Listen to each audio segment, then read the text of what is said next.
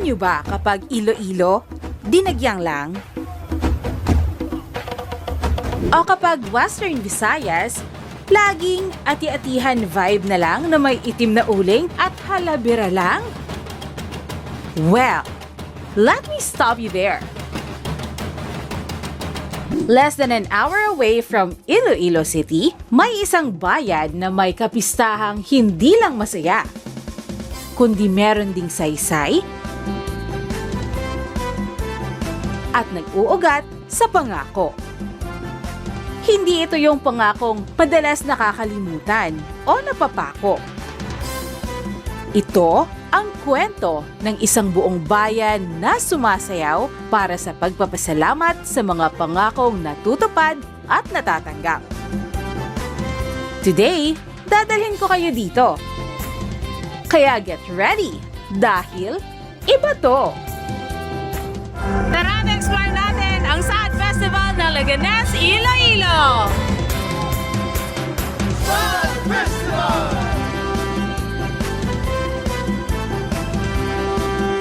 Isang 15 to 20 minute jeepney ride from the busy Haro Plaza of Iloilo City is the quiet town of Leganes. Kung pagod ka na sa ingay ng syudad, refreshing ang vibe dito. Pero tuwing Saad Festival na ginaganap sa huling linggo ng Enero, nagbabago ang eksena. Ang salitang Saad sa Hiligaynon ay nangangahulugang panata o vow. At dito sa Leganes, hindi lang ito isang salita. Isa itong sama-samang paniniwala na isinasabuhay taon-taon.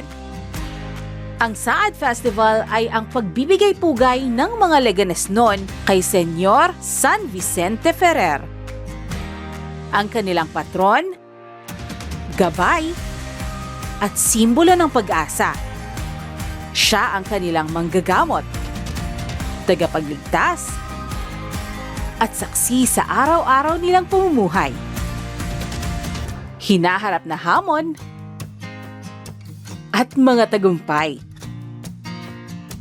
At ang kanilang pasasalamat, ipinapakita nila sa pinakamalikhaing paraan na posibleng gawin ng isang komunidad. Bago ang kahit anong sayawan o kasiyahan, nagsisimula ang lahat sa simbahan. May misa, may dasal.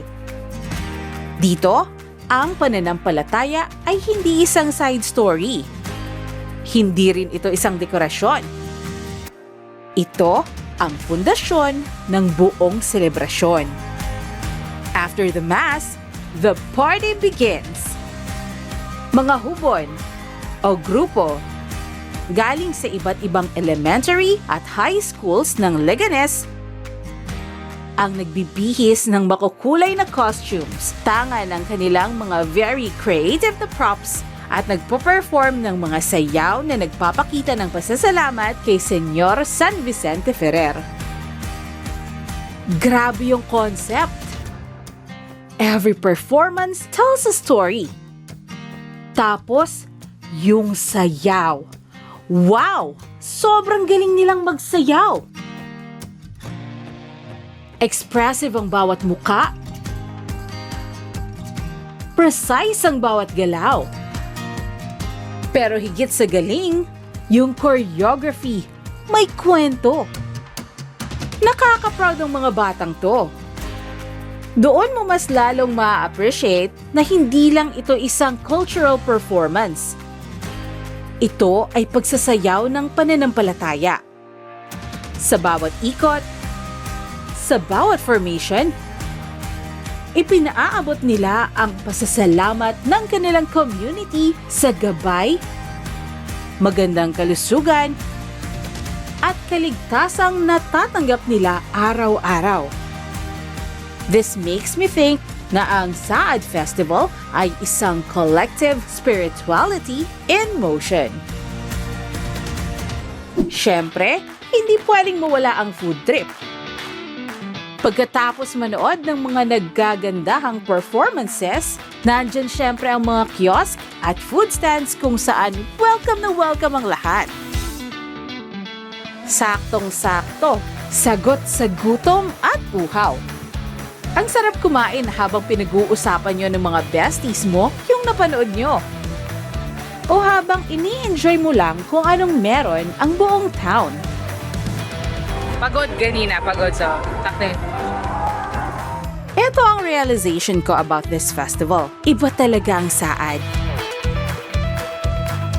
Hindi siya kompetisyon lang para sa karangalan. Ang rason talaga kung bakit nila ito ginagawa ay dahil ipinagpapasalamat nila ang lahat ng mga blessings at guidance na natatanggap nila. It's also a way of sharing their devotion as well as their culture to others. Ipinapakita nila ang kanilang buhay, ang pagod, ang biyaya, ang paniniwala sa isang napakaganda at napakamakabuluhang pagtatanghal. Ito ay isang hidden gem para sa mga culture enthusiasts na naghahanap ng meaning sa likod ng kulay. O para sa mga travelers na sawa na sa generic. O para sa kahit sino na naiintriga kung paano nabubuhay ang pananampalataya sa mga lugar na rural, small, and lesser known. Kaya kung trip mo ang culture na may soul, ang art na galing sa puso, at ang faith na nakikita sa galaw, mark your calendars at dumayo sa Saad Festival ng Laganes, Iloilo. Iba dito, promise!